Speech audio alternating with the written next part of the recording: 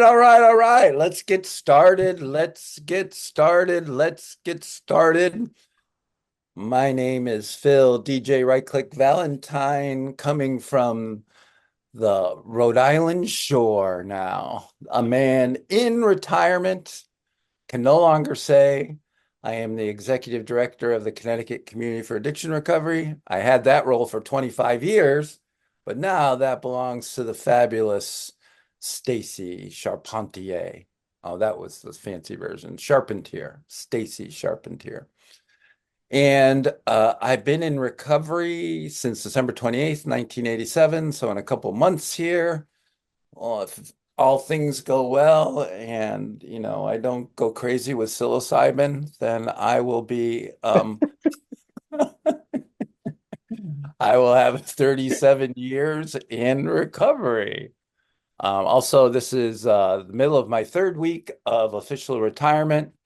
Every day is a Saturday, so it might be your Wednesday, but I just say enjoy today. It's a Saturday for me anyway. So we're here doing coaching for coaches. Love catching up with some of the people at CCAR already. Have a good crew here today. So I would like you to introduce yourself, where you are sitting, and I'm actually sitting on Mill Cove, 78 Old Mill Boulevard in Warwick, Rhode Island. I never knew that a slice of heaven would be in Warwick, Rhode Island, but here it is. So I found a little slice of heaven. And I think right after this whatever this coaching for coaches session, I just might hop on my kayak and go striped bass fishing. That's what I'm going to do next because that's what I'm going to do. So, your name, where you're sitting, where your seat is, and something you have a right to, RIGHT, something you have a right to. And I have a few answers, but if I'm just going to see if somebody wants to go first and introduce themselves and where they're sitting, maybe what your role is even, and what you have a right to. Would be, oh, I know, I forgot. I got to teach you, Barry, I forgot how to teach him the Zoom etiquette where like you have the mouse, mine is on a little touchpad, and you scroll down and there's a thing that says reactions, and you can raise your hand, and then I would see that you've raised your hand and I can call on you. Yeah. Right, Barry? You know that feature, Barry? You do? I'm quite familiar. Thank you, Barry. Khalees, thank you for raising your virtual hand. Thank you. My name is Khalees Connor, and I am in Lincolnshire, United Kingdom. And Wow. something I have a right to is I have a right to feel my feelings, Mhm. and I have a right to work on myself. I'm trying to be not very political and like very unbiased and really think about this. So I'm gonna leave it at that. Gotcha. Thank you. Amber. Hi, everyone. My name is Amber Van Grinsven, and I am located in Appleton, Wisconsin. Um, I have a right to accept everyone as they are. Hmm. Thank you. Victor. Hey, good morning, everybody. My name is Victor Candela. I'm out here in San Diego, California. Wow. And for myself, I feel I have the right to change my mind, typically before I make a mistake. All right. I like that. Sarah. My name is Sarah McCulis. I'm currently located in New Jersey, but I'm originally from North Attleboro, Massachusetts, and used to work in Cranston, Rhode Island. Ooh. Um, and I have family in North Kingston, and I have a right to oxygen.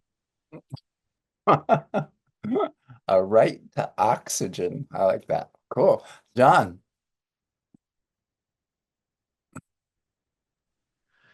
Hi, John, I'm sitting here in the beautiful, romantic Willimantic, Connecticut, and I have a right to speak my truth without blame or judgment.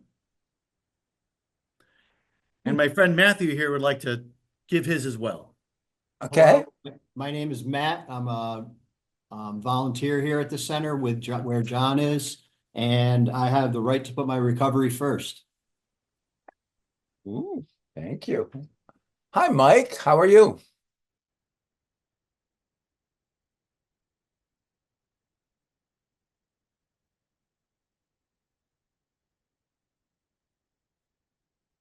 I was trying to get you unmuted, Mike. Let me help you out right quick. Oh, there you Go. Here we go. I'm Mike Gaunt. I'm standing on Keweenaw Bay in Michigan. Michigan's beautiful Upper Peninsula, 43 Wow. degrees and windy. I have a right to 2 more weeks of fall before winter. No, not really. What I have a right to is peace and calm and serenity inside. Good to see y'all. Thank you, Mike. Miss Regina, so good to see you. Hello, everyone. I'm sitting here in Hartford, and it's beautiful outside. And I'm Regina McGarrah. I've got that one. And I have the right to portray my true, authentic self at all times. Okay. Thank you. Kenneth. Hello, everyone. My name's Kenneth Jordan. I am located in the beautiful capital city of Charleston, West Virginia, and I Oof. have the right to education, the right to learn and acquire knowledge. Thank you. Rennie. Morning, everybody. I'm Rennie Alfamato. I'm in Shelton, Connecticut, and I have the right to build and maintain my boundaries. Cool. Thank you. Thank you. Somebody else. Keep it flowing. We're going good. Raise your hand. What do you have a right to? Introduce yourself. Where do you have a right to? Barry. My name is Barry Richardson. I am in Hartford, Connecticut, and my office is CCAR, and I have a right to my perspective and my view. Thank you. Shireen. Good morning. I'm Shireen. I'm sitting in the Bridgeport office, and my right is I have the right to be understood and not be misunderstood. Okay, thank you. Leanne. My name is Leanne. I'm in Wheeling, West Virginia. I'm originally from Somerset, Pennsylvania. My office is Youth Services Systems, and I have a right to be patient with myself and others. Ooh, thank you. Nisa, good to see you. You too. 2 days, Bill. I'm excited, Mr. Yeah. Pace. My name's Nitha. I am in a little farming village called Old Leek in England. I have the right to give myself grace. Okay, thank you. Zariah. Good morning, everybody. Nice to see you, Phil, everybody. Um, I work for DOC C-Card in Hartford location, and I got the right to make good decisions in my life for me and I my. can't wait till we get offices. Josh. My name is Joshua. I'm in Gorham, Maine, and I have the right to personal agency. Ooh. Thank you. Priscilla, good to see you. Good morning. My name is Priscilla Schaefer, and currently I'm sitting in Western Michigan, a little town called Spring Lake. Currently, I work as an independent C-Car recovery coach facilitator and other things. And mine changes from time to time. I did appreciate, which I didn't write down. I think Barry said what he said, but it changes day to day. Today is I have the right to dream. So I love the perspective of where everybody is from. So I borrow ideas. So that's my thought for today. I have the right to dream. Thank you. Hello, New London. Hi, I'm Lenny Tomaszewski in New London, Connecticut, at the center here, and I'm a volunteer with hopes of being a recovery coach with CCAR in the near future. And for today, I have the right to make my own choices. Thank you. Welcome. Here, and I'll jump in too. So I'm Natalie. I'm also in New London at the CCAR Recovery Center, and I have the right to continue to educate. And with that, I am actually in the November Recovery Coach Academy training. So that's great. Thank you. Thank you.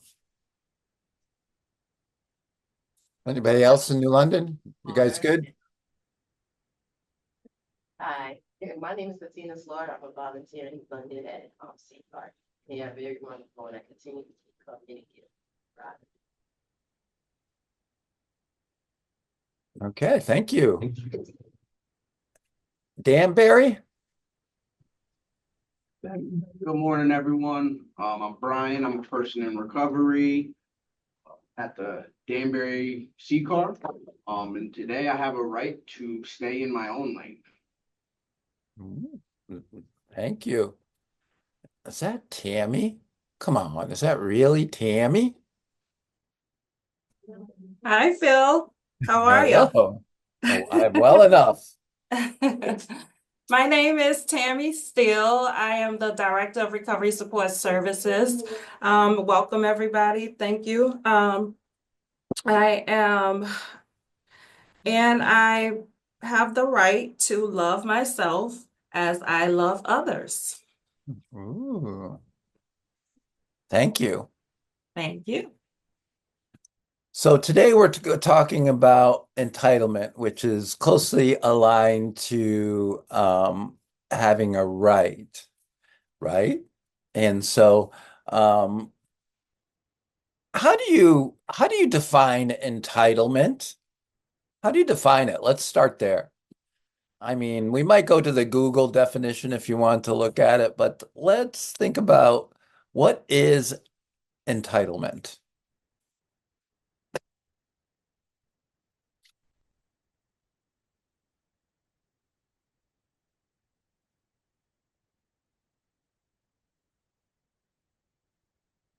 Police, thank you.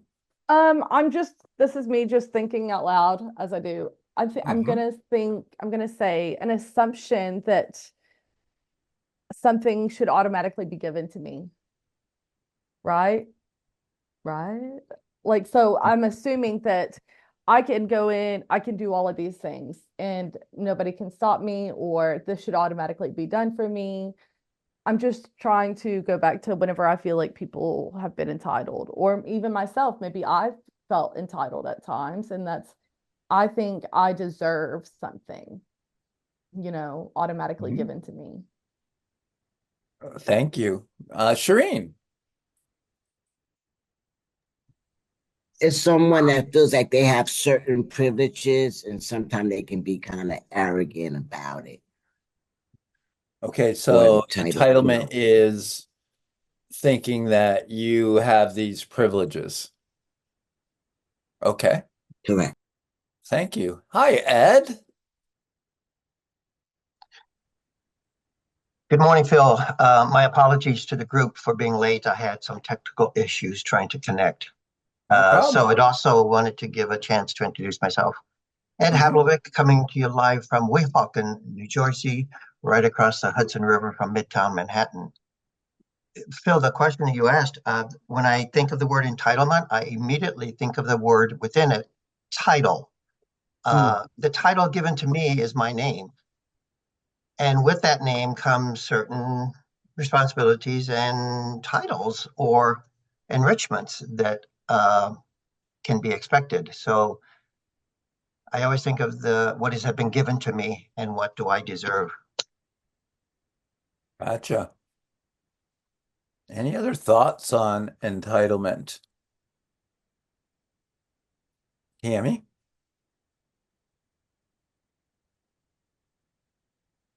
Well, you're muted still. Must have double clicked. the belief that someone is deserving of something. All right. So it's a personal belief that I deserve this. Yes. Gotcha. Deserve is being used a lot in the chat too. Hi, Mike. Yeah, for me, it's a direct result, direct route to a lot of resentments. Say that again. You were a little garbled. To me, entitlement is a direct route to a lot of resentments. Oh, a direct route to a lot of resentment. Okay, gotcha. Not going to disagree with you there. Um, Anybody else on entitlement? What you're thinking that means? Peacemaker. You haven't even jumped on yet. I'm not going to let you just sit there and this like host. You got to like participate. I'll participate. I was taking attendance, but entitlement, it can be. It's funny because when you asked, "What do you have the right to?" the first thing that came up to my mind was when I was told you have the right to remain silent. Anything you say will, and that's the first thing that came to mind. I was like, "Oh, wait, I got the right to remain silent." So Phil, I have the right to remain silent. I don't have to You answer you. No, do. so entitlement, I think is. I think it's when a person feels like they deserve, like, don't you know who I am? I'm entitled to that. Like, how dare you not give me that? That's the I don't know, that's the thing that comes to mind. I like it. Thank you, But Michael. I like that whole remain silent. New London. Hey, my name's Mike. At the New London car, but not so much for me, but for incoming people that are seeking healing. They're entitled to respect and consideration so they can heal and grow. Okay, thank you.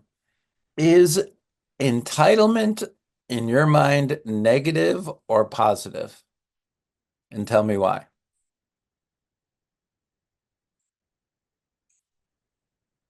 Nitha.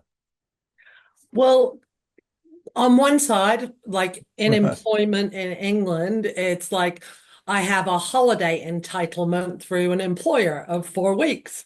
So that's great. That's a really good thing. I like that. And, here's your entitlement of holidays or benefits.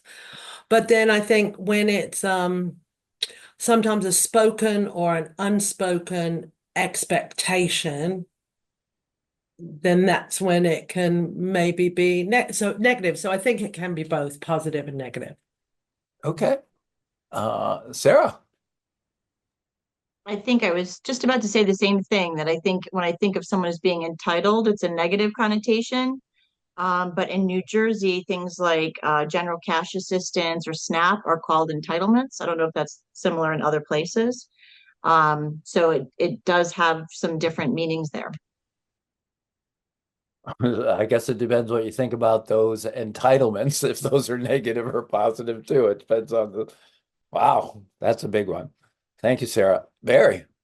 Yeah, I agree with most people. I think they're both. I think that in order to, be a person, you need to have some certain amount of entitlements. Especially the way you have people treat you. And you deserve to be treated like a human.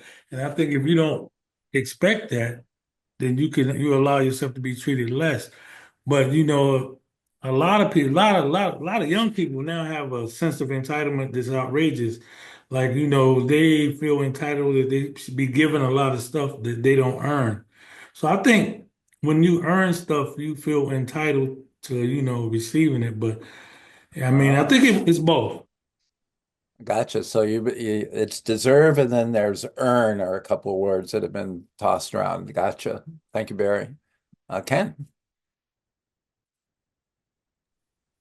To kind of sum it up just in a short version, I feel like entitlement can be either positive or negative, as everybody has alluded to.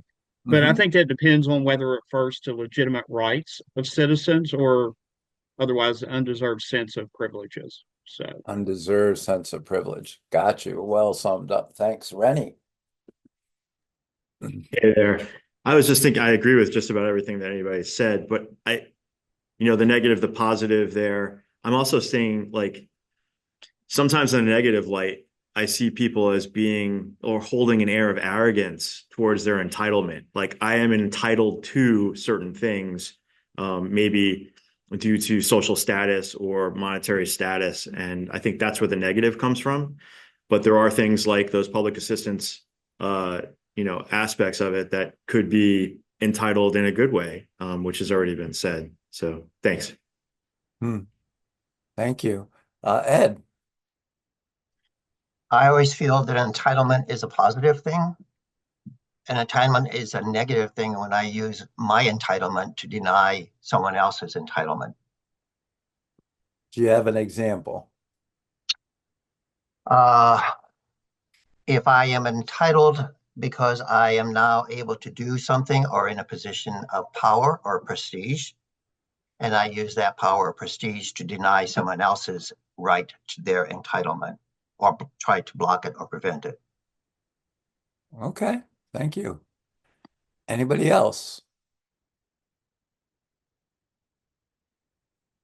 In your minds, what's the difference between an entitlement and a right?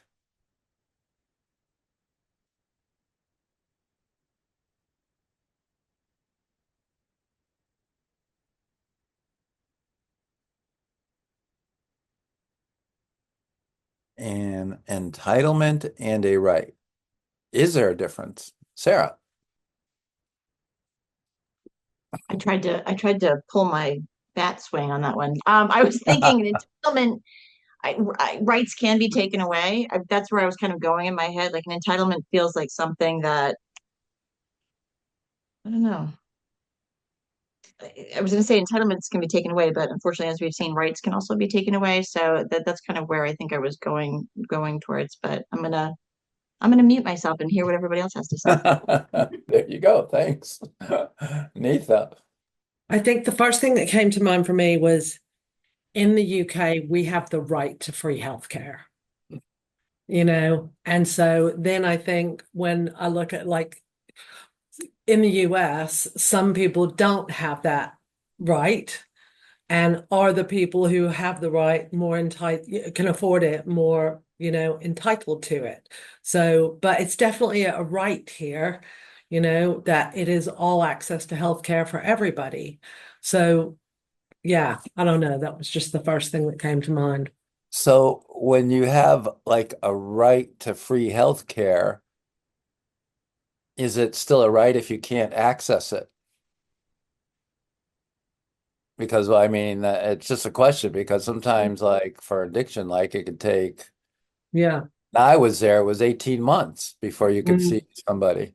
So is that, I don't know. And I think that purely goes to systemic stigma. Doesn't take away the right. And I Gotcha. think what we're seeing is there's more advocacy to help people access their right to that treatment. Thank you. Hey, Khalees. I don't know if I'm just kind of repeating what mom just said, but whenever I think about a right, I think about fairness, like inequality, like something to ensure we're all kind of on the same playing field, maybe like legal, whatever, laws, policies, something, everybody has the right to healthcare, like something, and then whenever I think about entitlement, like a lot of that came up too was assumed entitlement, assumed behaviors, or we're assuming we deserve something. So entitlement is an assumption, and it's more about serving myself personally. That's kind of if I'm thinking if I'm entitled, it's more about serving myself. I'm entitled to make my choices, and I feel like that kind of with a sense of control as well. We want to throw the C word in there, but whereas a right, it's more about other people. I don't know if that makes sense. No, I like it. Kenneth? Feel like we're having like a moral ethics class on this topic right now. This is pretty good. For me, a right is basically a legal or moral uh, action that is guaranteed by either constitution or other means. I think entitlement is more of a belief or claim that somebody has. So that would be the two differences that come to mind for me. Wow. Thank you. Thank you for drawing those distinctions. Priscilla. Thank you. I'll just hit my 2 cents is that, for myself personally, the word entitlement does come off more as a negative perspective of people who say or feel that they're entitled. But reality is that, things that entitled and rights should be things that all people are treated fairly and equally, and healthcare is accessible. Things get taken away at different times, so we don't all have the same entitlement or rights, even in the same towns, same cities, same countries, all those things. So the idea of having a right to something would be nice in a perfect world, that all people have equal rights, but it's not realistic. And yes, it's a good topic ethically and morally, and staying in my lane with integrity, that I do my best to give people the right to be treated fairly and respectfully in the kind of work that I do, whether it's work, private, or even in my mind, to remind myself to stay in my lane and listen, to be silent and listen to other people who have had experiences that might be different than my own. Appreciate sharing. Yeah, thank you, Priscilla. Mike? Yeah, just in general, I feel like rights are more externally controlled and versus expectations are more internally controlled. Okay. Any other thoughts on the differences or similarities between entitlements and rights?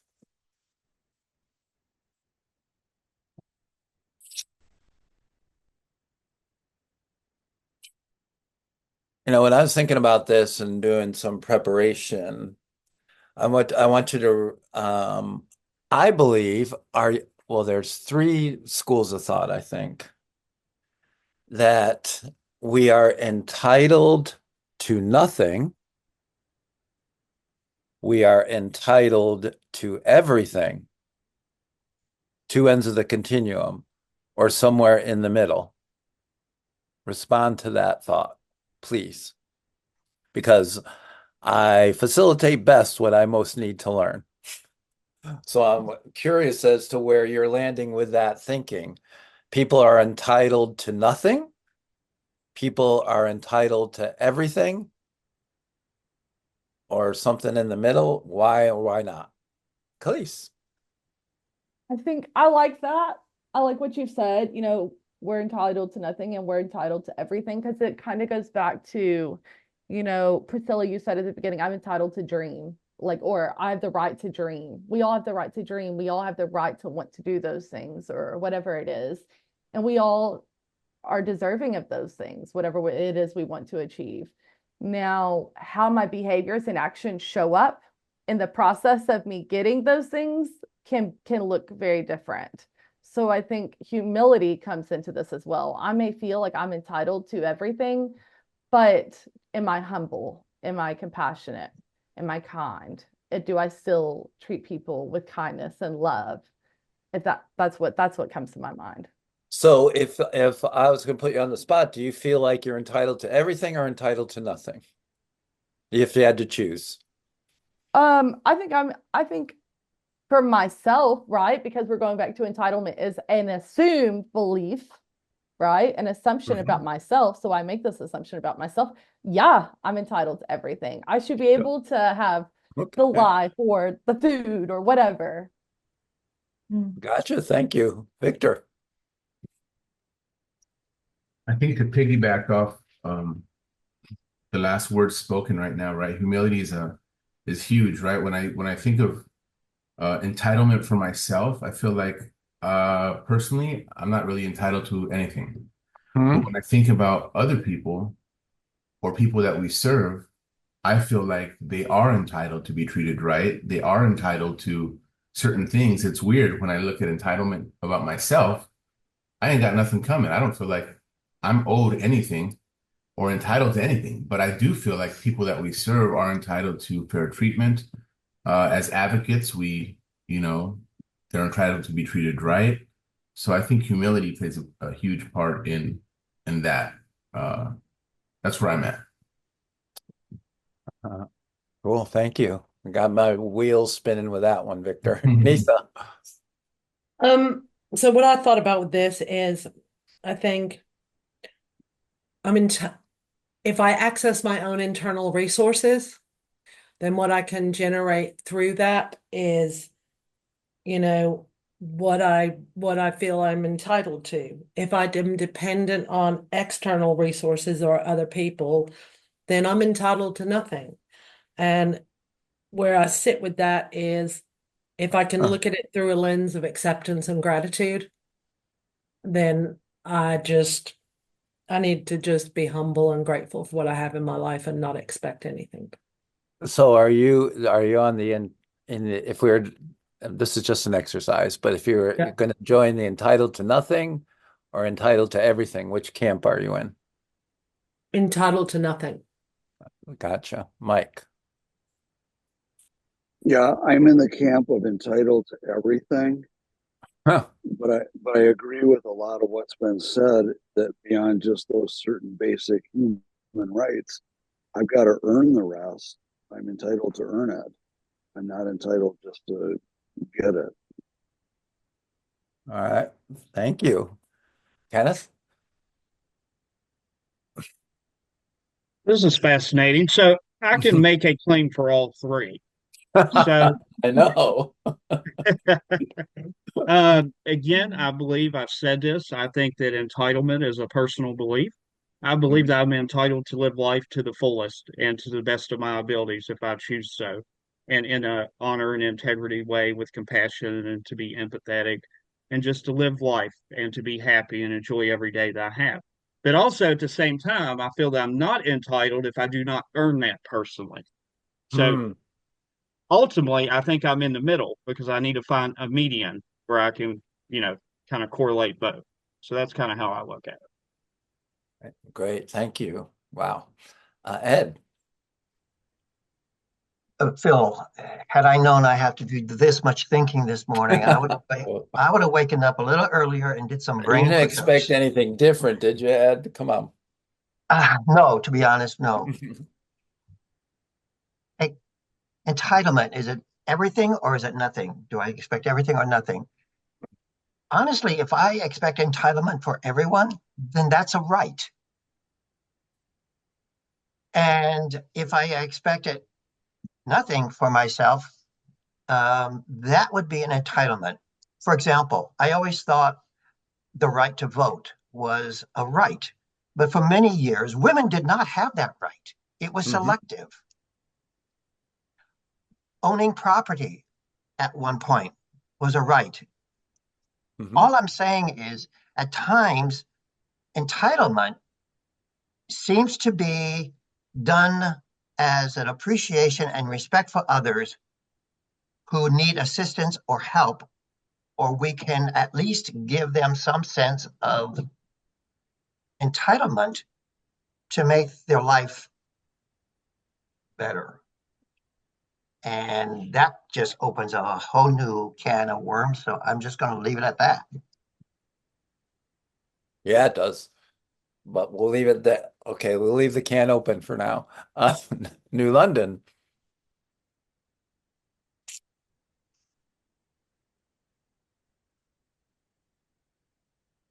All right, can you hear me now? I can hear you now. I think I'm probably gonna be somewhere in the middle there because it's so tough to say. Somebody said before, whether it's a right or entitlement, I guess, yeah, you're entitled. I'm entitled to dream, but am I entitled? I'm not entitled to be able to come rob you, Phil, and kill you and take all your things, good enough, so I can't really pick one. I guess I'm gonna have to go with Kenneth and be somewhere in the middle. Sorry if I took it to be dark there, but these are like the extremes that Oh, no, that I come like to my that. mind. I'm like, well, I can dream, but I also, I'm not entitled. I can't just go take what I want, do what I want when I want to do it all the time. All right. Danbury, thank you. Danbury. I was just thinking about this, and in America, well, I'm probably on the stance of entitled to everything, because in America they have the people come here for the great American dream. So I believe that there is an entitlement to that, but also at the same time doesn't mean it is a reality or it will just be given. It's something that needs to be earned and Oh. take stride into achieving. All right. I came up with an example for you to chew on, and I'd love your feedback on it. Oh, no, it's just another question. Let's say you're working as an Uber driver and you're Uber Eats, because I've become an expert at Uber Eats. I can order food from many places with great skill and proficiency. You're an Uber Eats driver. Are you entitled to a tip?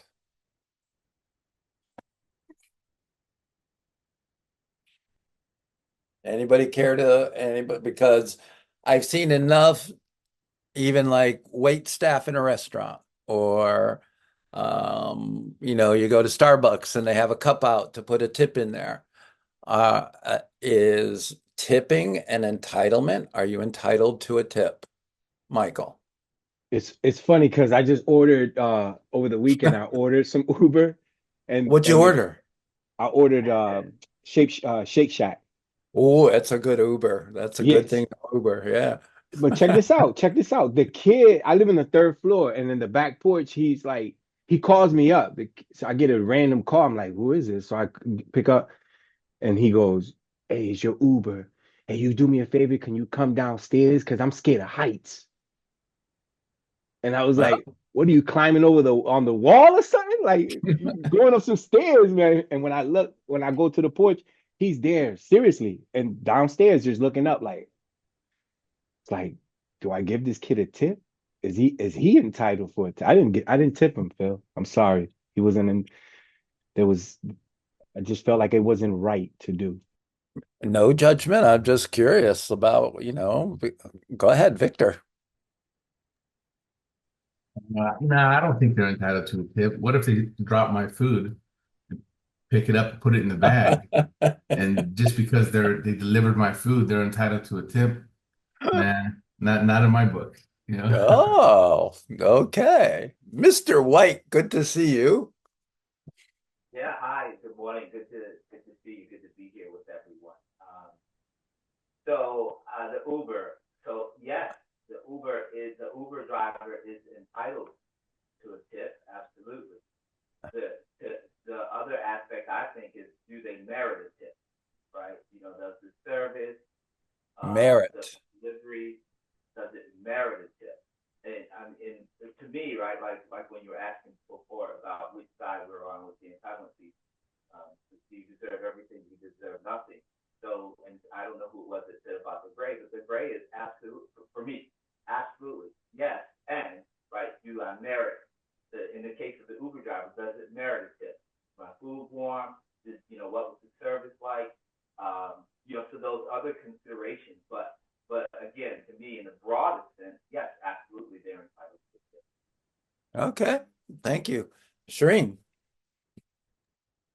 I would say they're not entitled, but for me, I would always tip, because if it's an Uber driver, I didn't get out and go get it. So I'm grateful that somebody's bringing it to me. So I feel that I would have to tip them, like, thank you. And in a restaurant, I do pay attention to how long I really had to sit there after my salad was served.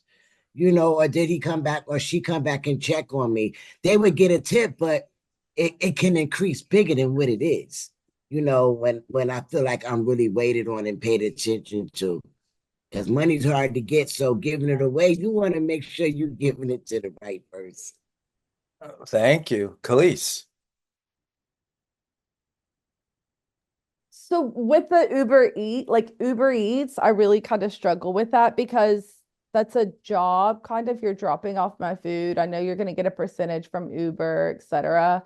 Now, if I'm booking an Uber and this person is really friendly, etc., their car's clean, whatever, I'm gonna tip them. Like the customer service is great. And coming from a customer service background, if I can tell you so many times where I would wait hand and foot on somebody and then they didn't tip me anything. Now, if I deliver great service, I'm friendly, I'm approachable, I brought you ranch 18 times. Like, I think I'm entitled to a tip. I just ran laps around this whole place, That's my assumption. That's my personal belief. I believe I delivered great service. I believe I'm entitled to a tip. Now, how that person feels and that person's perspective, they could think the service was shit. Yes. I think you're onto something there. Good. Thank you. New London.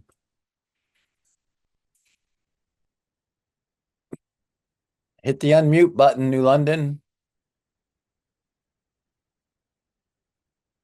No, they don't. Okay, there we go. We got audio now. My name's Mike, New London. But yeah, as far as entitlements for tip, somebody's doing you a service of bringing you food, restaurant or Uber Eats. I do believe there should be a minimum tip because they're using their car, their fuel, their time, their energy. But the amount of the tip should vary on the um on the quality of their service. If they were friendly and greeted you, hey, my name's Mike. I'm here with your food. They didn't bash your bag of food around in the car. They didn't eat any of their French fries out of it.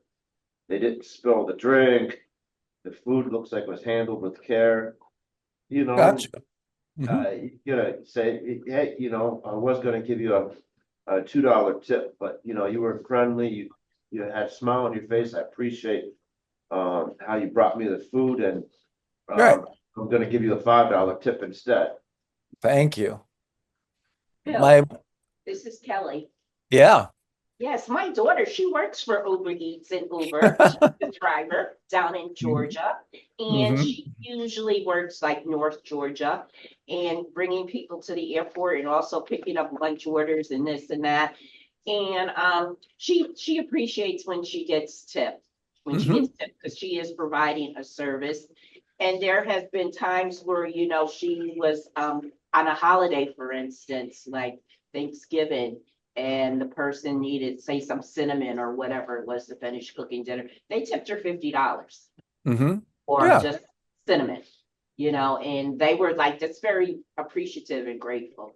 But she's a service worker, and I think that they deserve tips Well, so based these on the service that they give you. Yeah, this is all based so this is a summary of the feedback, and we'll get into the big question next. And it clarified some things for me because people have used the term merit, like merit, earn, and deserve, right? So to me, that doesn't mean if you those are all gray areas. Like Michael's case, Serrano, when he was talking about the food was brought to the bottom floor and he didn't tip, I would tend to tip. So there's a gray area of who determines what is earned, what is merited, if somebody deserves something, right? You do. And then when you're on the opposite end of that, you might, like Khalees was talking about, you might feel you deserve something, but the other person doesn't. So entitlement means that you want to be given something when you have not earned it, not deserved it, not merited it, And, it's for me like a coach, right? I'm a coach on a soccer team, coaching youth soccer. I have a kid who goofs off in practice, doesn't give a good effort, thinks he's really good when he's probably number 15 out of a squad of 20 if I was going to rank him. And then he feels he should be starting and playing the whole game. He's entitled to. He feels he's entitled to start the whole game. And I'd have to point out, well, you're lazy in practice, your attitude sucks, you give me no effort, and your skill level is not where it should be. But that's my opinion as coach, right? And you have to be objective that way and all of that. So when you think about those qualities of people thinking, so like, uh, uh, there are people that are Uber Eats drivers or work as a barista or work in food service that feel they're entitled to a tip every time, no matter what the service is. I don't know that that's true. Um, so all of this, what do those attitudes, what does entitlement have to do with coaching recovery? And why would I bring it up? What does entitlement have to do with coaching recovery?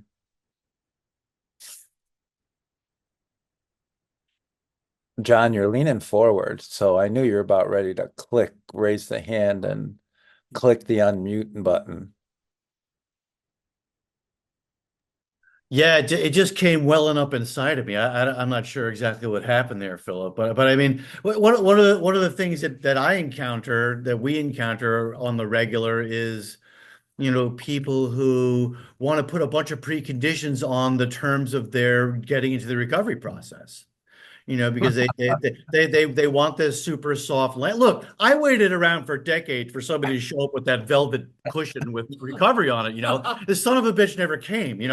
So and I try and share that in a kind way with other people who have similar expectations, right? But that is a conversation that I often have about the fact that, like, look, everything that you need is going to be offered wherever you go. There's way more demand than there is supply when it comes to like treatment beds.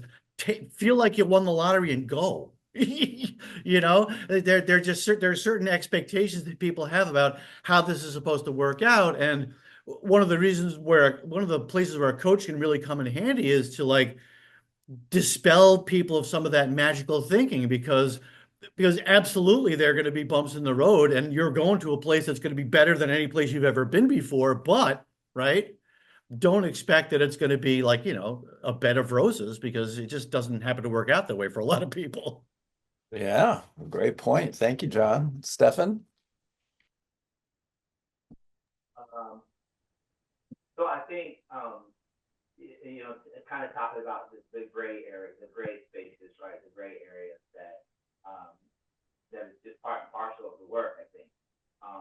And I think that, when I reflect on entitlement, right, and what does it have to do with coaching, excuse me, I think in some ways, what we've been doing now in terms of talking about how people's perspectives on it, what it means for people, how people interpret entitlement is really why it's important for coaching, right? Because I might have a perspective and a thought about a belief about entitlement that can be vastly different from the person I'm working with, right? As we're experiencing right here.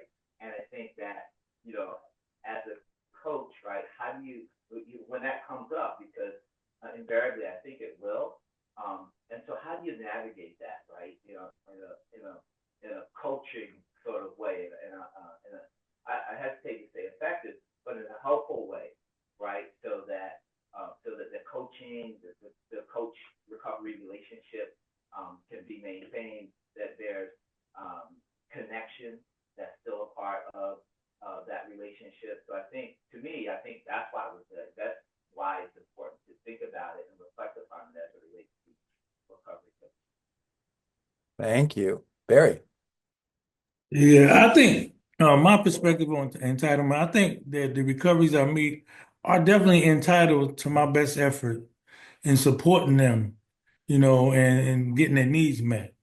Now, I've heard different things from recoveries. I've heard you're my recovery coach, and don't you supposed to a whole litany of things. Don't you supposed to get me a ride? Don't you supposed to take me here? Don't you supposed to get me in treatment? Don't you supposed to? And I don't really, I have to explain to them, but I do think they're entitled. They are entitled to my best effort to do the best job I can in supporting them. So I think that part of entitlement is, the part that I look at. So what are some of the things again that they have asked you that you're supposed to do what? Aren't you supposed to do what? Don't I supposed to take them to treatment, give them a ride? Don't you supposed to?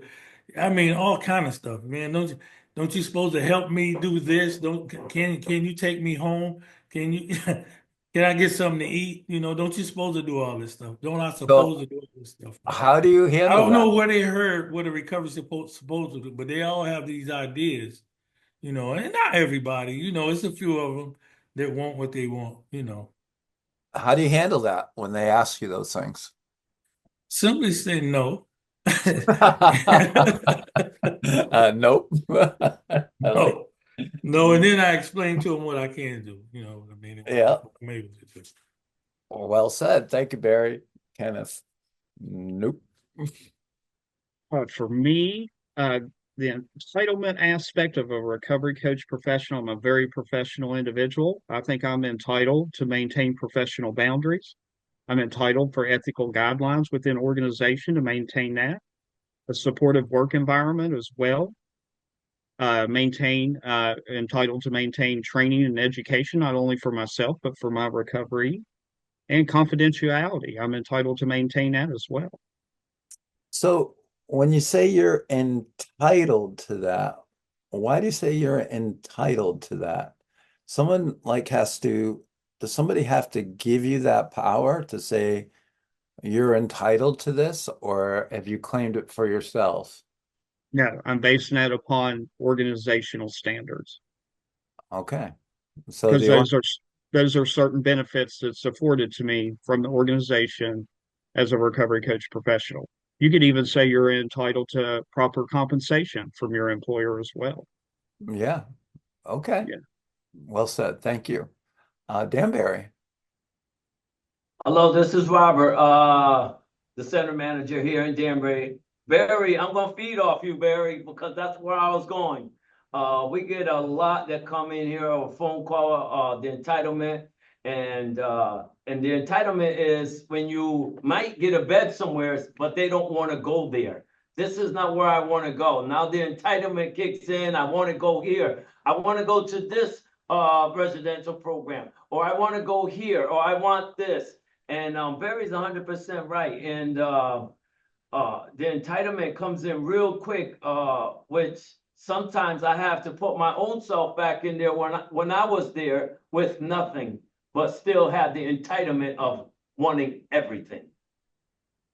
Having one pair of pants and one pair of shorts on, only having one pair of socks, having nothing. But when I go to somewhere, and then I have now the entitlement to want something, right? And some old feelings kick in, but I have to understand, right, and put myself in that situation where I've been there before, right? And actually have to set aside my biases, because where I'm living at today, how I'm living today, it's not where I used to be at. So I have to have some understanding, right? And set my biases to the side and understand where they're coming from and their entitlement of where they want to go. Maybe something happened there at this residential where the bed is open, but maybe something happened there that they don't want to go back, because we never know where they're at when they walk through the door or when we talk to someone on the phone.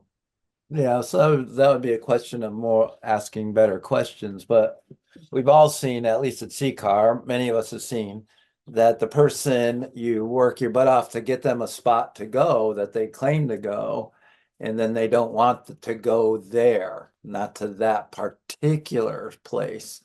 And to me, it's a little bit infuriating because that I don't know, have they earned or merited or deserved the ability to make that choice? or have they lost their ability to choose? And when you give them the choice, they say no. And that's hard to deal with sometimes. It can be infuriating. Sarah. Yeah, I was thinking a lot of different things. I appreciate what everyone's saying. I think that I, this idea that when people are in most need, that our right to choose disappears. And I agree, it can be infuriating, right? When we put in a lot of work into something. But I think, for me, that's taking someone's disease personally, right? So that ambivalence and that going back and forth is kind of part of what I certainly did, right? As a person in recovery, in my early recovery and now still, right? So yeah, the gentleman who spoke before, and I apologize for not hearing your name. That idea that I don't necessarily know what might have happened in certain spaces, right? So I may not have the full story. Um, and if I want to support people to start to kind of think about what they want for themselves and kind of what their journey and their path is, then I don't know that that's an entitlement. I think they have the right to say no, right? I think they have the right to say no. Sure. And if it's, yeah, so that's enough for me. Thanks. Somebody else that we haven't heard from much. What are you thinking about this discussion? Entitlement and recovery coaching. Again, I don't want to have to teach you how to use your little scroll, your mouse or whatever. Thank you, Priscilla. I'll share. And these are things I may or may not have heard in the area I live. Sometimes I'm going to turn it down to the negative aspect that persons who may hold the title as a recovery coach use that entitlement of that title and forgetting which lane they're in. So I may have met people who, because they're a person with lived experience, know everything, and they know more than a therapist or something because the therapist is not a person with lived experience, or persons that use that title in the private sector of those personal, let's say, example of a 12-step meeting. So, so the only thing I can do for Priscilla is stay in my lane and remember who I am and where I am. And when I'm at private places, I put those titles on the shelf. Thank you. Thank you. Entitlement and recovery coaching. Hey, Phil. Hey. Good morning. Bobby. So you know me, I'm figuring out how to raise my hand. So Gotcha. I've done it before, but anyway, yeah, that's the entitlement. And I was just thinking, right, and from my perspective, being a recovery coach, right, and I get it, like talking to recoveries and going to see them in the emergency room, and it's about I've learned that hey, they have the right to feel however they want to feel, want whatever they want, you know, whatever they want for themselves. And so for me, I'm just here to support them. I'm here to provide resources. I'm here to provide information. I'm here to listen and have some dialogue with them and give them the opportunity, because for me, I don't want my recovery or somebody that I'm working with to feel like I'm trying to control them and tell them how to run their life. You know, I want them to have the power to be able to make some choices for themselves. And if it doesn't work out, um, and as long as they it was their choice. Like, I don't want them to feel like I gave them an ultimatum or something like that, and they took it and work out. And so they put the onus back on me. Oh, you told me to do this and it didn't work out.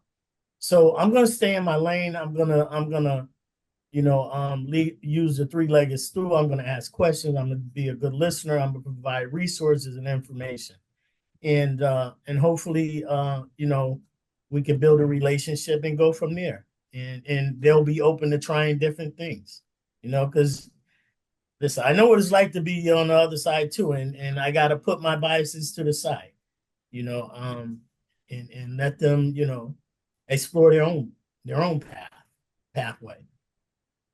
So. Thank you, Babby. Appreciate that. Anybody else? Thoughts about that? Thoughts about recovery coaching and entitlement? What are you thinking? Love to hear from some more of you. Ed, I'm going to pick on you a little bit. Come on, Ed. I know you're thinking. I can see the blue smoke coming out your ears. Thank you, Phil. I think for recovery to succeed, the first step one has to take is to ask for help. I believe everyone who's seeking recovery has the entitlement and right to ask for help. As a recovery coach, we are there to respond. I also think much of my recovery was learning about myself and about how to how to live a life in recovery. I had to learn a lot. That is where the recovery coach facilitator comes in and can do amazing things. Yeah. How can I learn unless I ask? Right. So the more I am asking questions, the more likely as my recovery coach, he or she will have to say, no, it does not work that way. This is what you need, and this is what you can do for yourself. Here are some things that we can talk about. What would you like to do to achieve what you are asking for? Yeah. Well, thank you. What is a recovery entitled to? And I think Kenneth talked a little bit about this too, or he talked about what the recovery coach. We're going to ask both sides. But let's start. What is a recovery entitled to when they work with a coach? What are they entitled to?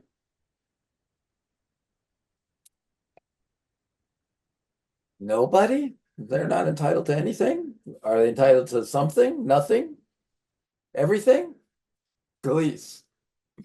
Well, I was thinking because I was thinking about your last question and my recent experiences, and something I think a recovery is entitled to is allowing to come back. They're allowed to make mistakes. They're allowed to have a reoccurrence and come back. And as a coach, it is not I'm not entitled to determine when they are not allowed to come back.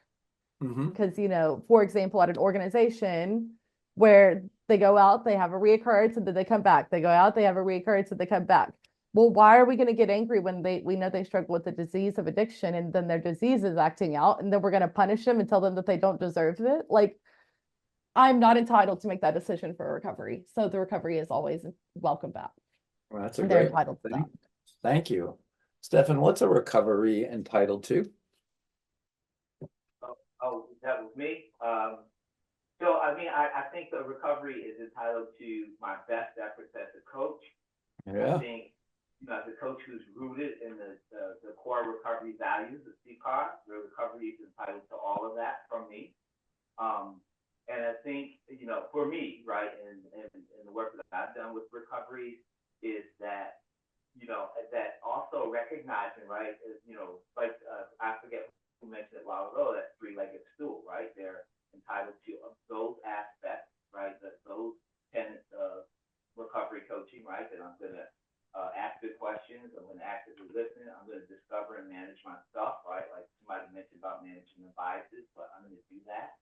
And so, very, very, overall, the recovery is entitled to my best efforts, right? And I recognize that I'm not, I want the recovery to do well. I want them to have the experiences and get the life that they say that they want for themselves. But I also recognize that I'm not necessarily attached to the results of that. So I think that, they really deserve my best effort. Amen. Thank you. Barry, what is a recovery entitled to? think to their own recovery, and whatever their own recovery process. They're entitled to their own recovery, and whatever that looks like for them, and I'm just that I will support them whatever it looks like, no matter. Sometimes if I don't agree with it, I think recovery is, me, I need to always remember recovery needs to be self-directed, and they're entitled to direct their own recovery. And sometimes it don't look good, but it's not mine, and I have to manage that. I have to have the ability to manage my stuff at all times because, people were talking about, people changing their minds. Listen, in the emergency department, I worked with a person all day and get ready for he say he want to go to treatment, and then the car come to pick him up, and he don't get in the car. And of course, I don't like that, but he's entitled to that, to not do that. You know what I mean? And that's part of his process, not mine. So that's my stuff when and I have to manage that, and I have to still be supportive. And okay, and so he's definitely entitled to his own recovery. So. Yeah, well, and I don't know that when I was thinking about this or ever heard that before, that a recovery is entitled to their own recovery. Wow. And wow, that's great. Thank you for putting that in my head because I know there's that concept of choice, even like the guy you were talking to about that you work all day, the car shows up, you just all he has to do is get in the car. He says, nope. That was his choice, right? And I think we're all entitled to choose. We're all entitled to choose. Wow, that's incredible. Kenneth. Well, I kind of base it upon a couple things here. The first thing that I base it upon is a recovery is entitled to respect and dignity, of Yeah. course, self-determination, confidentiality. It's the basic things that we do as a recovery coach that they're entitled to. The access to resources, that supportive community, non-judgmental support, and ultimately education and then empowerment. I feel as professionals, they are entitled to that as a recovery. Again, that goes back to them earning that and to show that they're going to put the hard work and determination in. But again, that's my personal belief. But again, Yeah, I'm but not here to bestow that on an individual, but that's what I believe that. no, I get it, but how do you determine my question with all that too, right? Is even with me coach the example of coaching youth soccer, how do you determine if somebody is putting in the proper level of the effort? And I think that I don't know that there's a science to that. I think that's all our personal arts, and I'm sure it would be different for each one of us, what we would consider an appropriate level of effort. Well, I think when it comes down to it, again, we empower them to dictate their own journey. So they will tell us, basically.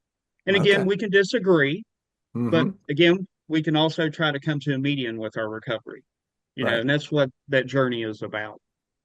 Wow. Yeah. Okay. Thank you, Kenneth. Victor. I think for myself, I feel like out here, like the recovery for me, right? The recoveries are entitled to know what I'm not. Right? They're entitled to know what I'm not, regardless of credentials or degrees or whatever it is, right?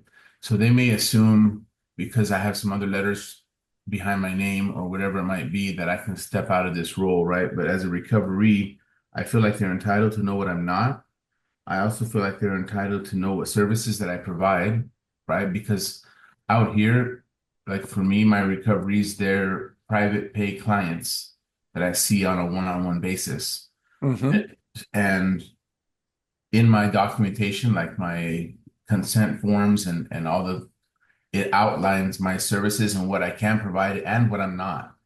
And then they're Yeah. also entitled for me to fulfill the role of what I said I would do, right? So if I outline, okay, this is what I can do, I feel like they're entitled for me to step up to plate and make sure that I meet those requirements, right? And give them, whatever they signed up for, right? Not to just, they're entitled to my best, right? In that role of a recovery coach.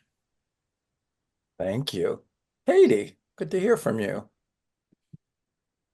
Hey there. Sorry, I was late. I've been meaning to come to these for like weeks now, but um so I actually had to look up the definition of entitlement and I mean really I guess it's just the right to is what I was told or what I read. So, um for me, she was quiet the whole time till I turned the microphone off on.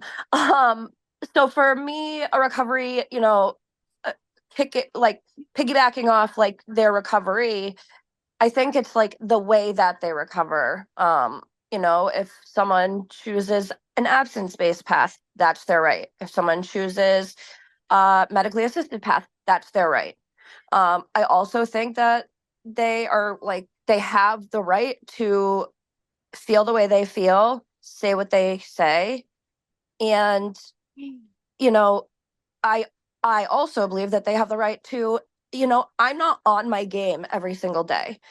I've had recoveries reach out to me and I'm in my own shit and I'm like, I just can't today. They have the right, if it's business hours, they have the right to know why I'm so short, to know why I am not responding to them, and it's very simple. It's, today's a rough day.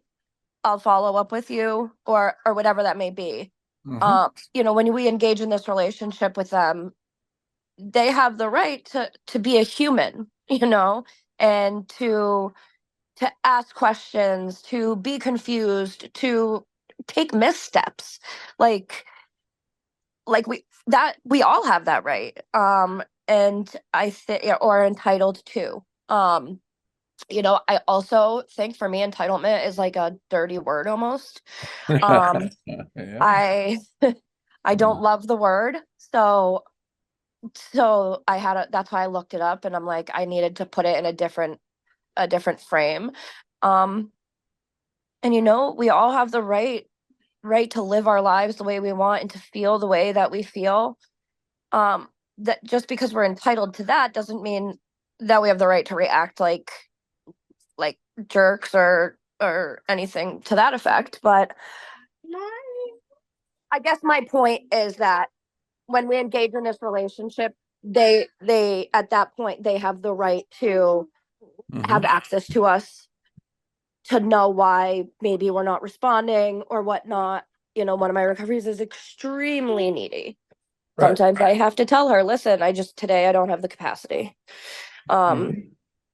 So And she it's, has, yeah, I think that's what Michael talked about, telling our truth without blame or judgment. right. That's honesty. Just, yeah. Yep.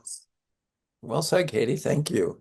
I just looked it up too because I hadn't looked it up prior to this, but there's a few definitions that come up on Google, but the one that we're really focused on is the belief that one is inherently deserving of privileges or special treatment. So that's kind of how I'm framing Mine the didn't say that. Mine said the fact of no, having the right to was what right. It says the was. fact of having a right to something, Yep. and then there were two similar ones under it, but the bottom one was the one that I just read. The belief that one is inherently deserving of privileges or special treatment. That's the part I don't like. That's where it That's comes why I in. don't like that word Yeah, either. I that's where it feels like a dirty word to me. Uh-huh.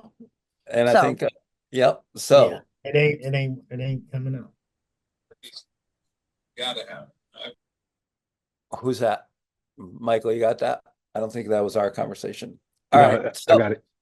what is a recovery coach entitled to?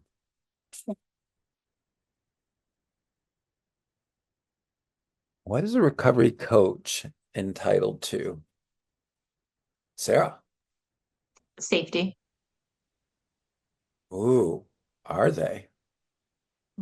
Safety, physical safety. Hmm. I guess that's also a choice for people too. What their level of danger might be, you know. That Let me yeah. rephrase. I'll rephrase. Yeah. Freedom from being assaulted physically. Yeah, we all are entitled to that. We all have that right, for sure. Agreed. Katie. I maybe should think about this more before I talk now, but I think recovery coaches have a lot less entitlement, and I think we kind of like sign on to that almost when we sign on to having these like unconditional type of relationships. I work in a harm reduction point, so and one of my like my motto of my organization is to love fiercely and without condition. So by me stating that just as a person, I'm giving people the permission, I guess, to keep coming back, to mess up, to maybe like treat me not the way, not ideal. I think my entitlement is a lot lower than my recovery's entitlement. And I think like the girl part of me just said, like safety is subjective. You know, and if we're working in a field with people that, you know, and I'm working with people that are actively using a lot of times or like haven't found their mental health path and like they're in psychosis and they could come at me and I feel unsafe and they are just talking to me in a way that feels normal to them. So I think recovery coaches have less entitlement. What we do have, I guess, the right to is to you know, ask questions and to be curious. Right. I think that's what we're entitled to. I think we're entitled to shift our perspective. I think we're entitled to growth. But I think our entitlement is significantly less almost once we sign into this relationship. Right.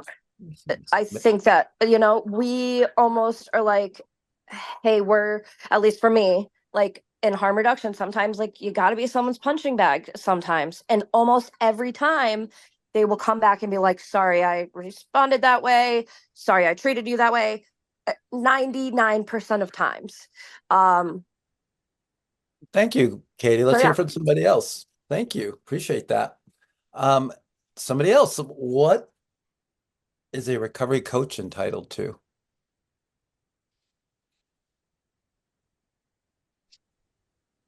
Ed. I would say, I would hope that I would be given respect, supervision, support, and time for me to give myself self-care. Okay, so is there a difference between, you said hope, and you would hope you would be given that. So Let me remove the word hope. Hope seems less firm. It's like if you're talking to me, I hope you would supervise me well, Phil, but it sounds not as strong as I'm entitled for your supervision, Phil, your best supervision. I agree with you 100%, and I'm removing the word hope. I need self-care. Well, it's the first time hope was introduced into this too, and the difference between hope and entitlement. Absolutely. Kind of cool. I agree. Thank you. No, thank you. Anybody else? What a recovery coach is entitled to? Khalees. I'd like to be entitled to pay my bills. You know what I mean? Not everybody gets that. Let's be honest. Is Especially like anybody entitled to pay? I think we appropriate pay? should. We live in a world. You know what I've been saying lately is I hate that our world revolves around money. You want to live, you got to have money. And so to live in the world, whether we like it or not, you need a house, you got to pay for it. You need transportation, you got to pay for it. You need to eat, you got to pay for it.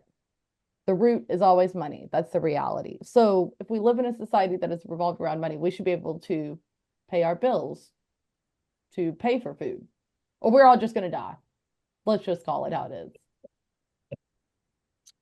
Okay. My deep philosophical question that I've been wrestling with, did I share it with you? But it was, why do we have to pay to live on the planet on which we were born? So that's a great question. why do we have to pay to live on the planet on which we were born? I didn't ask to be born, technically. I love don't you, know, Mom, but but anyway. you know what I'm saying. Barry. I think we're entitled to like the tools and the opportunity we need to coach. Oh. The environment, the training, the access to the resources of the thing. I'm entitled to have what I need to do to be able to coach. Mm-hmm. And I think after that, then that's kind of it, really. Yeah, but what's an example of a tool you would need to coach, Barry? Because you could just be you walking down the street and you could coach anybody, anytime, any place. Well, that tool, the tool would be the opportunity. Oh, You okay. know, There's being opportunities every day. Just because absolutely. I retired doesn't mean that I still don't coach people. I coach them all. I just kind of the way to be in the world. Recovery coaching is a way to be in the world.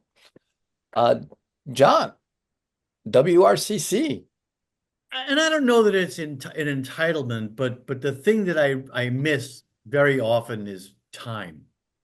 Having the amount of time that the recovery needs to really work on what needs to be worked on. So many people are pulled in so many different directions that it's difficult often to get the appropriate amount of time to actually process and unpack some of these multifaceted situations that we're presented with. That's one of the things that concerns me about the whole idea of coaching becoming like, say, Medicaid billable, for instance, is that I know people who need like 10 hours, of significant like care and concern and conversation and all that business. And I don't know how you do that in 15-minute increments. So time is really an important thing for me in my practice. Yeah, good point. Wow. Well, I just wrote down another deep philosophical question you kind of stirred in my head. Is time an entitlement? Is your personal time, your time you have on this earth, an entitlement? I don't know. You'd have to ask a dead person, man. Well, I've been almost dead 2 or 3 times, so I'd say it's not an entitlement. Stefan. Well, I guess I disagree with you there. I'd say yeah, but so we could agree to disagree as far Of as that. course. But I think and I think it was Barry who said about like the tools, what's a coach entitled to, right? The tools, the capacity, and I think also the stuff that we talk about, right? Like I'm entitled to take care of myself. I'm entitled to be emotionally well. I'm entitled to be able to, I'll go back to Sid Author, right? I'm entitled to read, write, and think, right? And then of those things, all things are possible. But I think, again, to really tie it into recovery coaching, I'm entitled to work, but I'm entitled to work with clients, across the spectrum, right? Those who quote unquote present as motivated, those who are less motivated, those folks that we were talking about who in the 11th hour, are entitled to change their mind. I'm entitled and excited to work with them and to have the opportunity, right, and the privilege to work with them. So, I think broadly, coaches are entitled to all of those things. Right. Which makes the work what it is. All right. We have a few minutes left. You're working with a recovery who, in your opinion, is highly entitled. What are some strategies you use? So you can share with the rest of the group so we can all learn a little bit. How do you work with people who are highly entitled? And this, of course, is your opinion.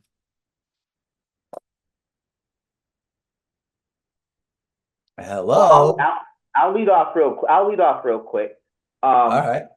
So I think, so I have to I draw just a little bit on my first experience working in substance use disorder addiction treatment. I worked at this inpatient treatment center essentially for people of means, right? And everybody who came there, had, well, either they had money, right? Or they had really good insurance.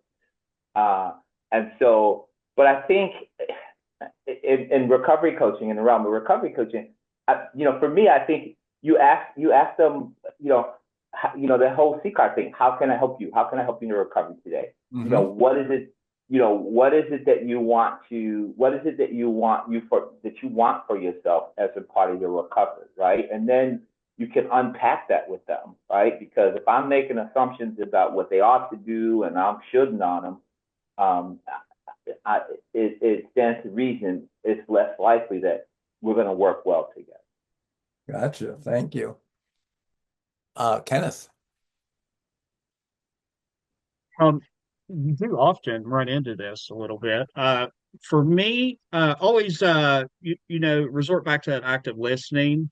But a couple things that I truly think about is, again, focus on the accountability aspect when individuals think they're entitled, and then kind of spin it a little bit. Not only is this a great way to use motivational interviewing, but reframe the word entitlement and turn it into empowerment. So you kind of try to do certain aspects like that. Again, we don't want to manipulate the situation, but we want to coach them and guide them for them to understand the concept. Okay. Celine. Hello. So how I see this is, how do you work with highly entitled? Like our children, children feel like they're entitled and they truly feel entitled to certain things, right? Where we disagree with certain things. So you could either let them find out by themselves and since they feel entitled, sometimes we got to let them learn by themselves. They have to make their mistake in order to learn. Yeah. Thank you. Victor.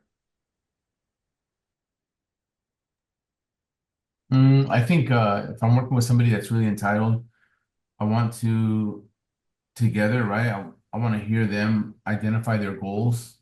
Like, what are their goals? I want to meet them right where they're at. And because if that sense of entitlement came from them working their butt off their whole life to get to a place of sustainability, and they came from, the gutters, right? And now they're at a place where they're no longer there, and they work their butt off to get there. I'm not going to try to lower them and knock them back down. If they feel entitled, hey, I'm going to roll with it. And and then I personally want to identify how will the best outcomes come to be, right? Dealing with somebody who's entitled. And that's what I want to focus on, right? Is where they're at, what do they want to do, how can I help them? And I don't, and like I said, I feel like my clients, it's okay for them, or my recoveries, right? They're okay with being entitled. I just don't look at entitlement for myself as a coach. I don't feel like I'm entitled to anything, right? But I feel like the recovery is entitled to all kinds of stuff. So I roll with the entitlement. It's not a thing to me out here. Like I said, the people that I'm with, they come to me as a private pay recovery, right? So yeah, they're entitled to certain things, and I roll with it. Cool. Thank you. New London. Hey there, Mike out of New London here. One thing I was thinking of is, they can come to us as a recovery, feeling entitled to whatever they want, but we need to listen to them initially to see what their list of demands or needs may be, and at least listen to them. And then let them air out what their entitlements are, and then say, hey, I understand where you're coming from. You've been disrespected in the past, through different people, but we would like to help you meet as many goals as you'd like to accomplish. But here's what we realistically can do right now. sort of defuse their ticking time bomb of unrealistic expectations. Perfect. Thank you. Katie and Barry, we got two left and we're out of time. So wrap it up and keep it short. I'll be fast. So I believe that or if someone came off entitled to me, again, I think entitlement is a subjective term. Why? Why? Like that's my thing. Why? If someone says, I'm entitled to this or I have the right for this, why? What got you here? I also agree that like flow with the entitlement. If you ask why and they give you a significant answer, or if you don't ask why, maybe it's not even relevant. You know what I mean? In which case you roll with it. But I think just be, where did that come from? Why? Play that Good through. question. Thank you. Simple. I like it. Why? Barry. Two simple things. I'm asking them, how do they plan on getting what they're entitled to, and what happens if you don't get it? Yeah, there you go. There's also some great comments from in the chat box, so take a look at those about, labeling somebody as entitled. Do we even do that? But it's also an internal feeling, an emotion, a judgment. That's something we manage and how we do that. So thank you. I learned a lot today. Helped me clarify some of my thinking on entitlement and recovery coaching. I hope you enjoyed the session as well, and see you next time.